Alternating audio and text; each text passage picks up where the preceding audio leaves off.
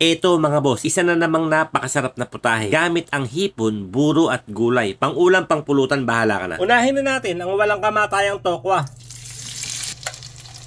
Yung talong mga boss, ipiprito din natin. Sigarilyas mga boss, medyo gugulatin lang natin siya. Gulat na yan mga boss, kaya hangoyin na natin. Ipiprito din natin yung ating kangkong.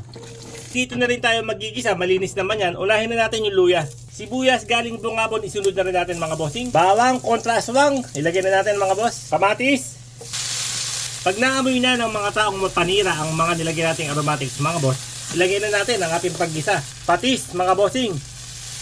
Ilagay na natin yung ating burong kanin mga boss. Isama na rin natin sa sangkot siya mga boss yung sili. Pwede na tayo maglagay ng konting tubig, kalahating tasa. Magdagdag tayo ng kahit konting asin. Siguro naman napapanahon na para ilagay na natin yung ating hipong swahe.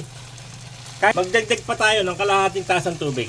Okay mga boss, ilagay na natin yung ating pritong tokwa. Isunod na rin natin yung ating mga gulay mga boss. Siyempre yung ating ginulat na sigarilyas, pritong kangkong. Okay mga boss, kontra umay para sa mga nagdaang okasyon mga boss.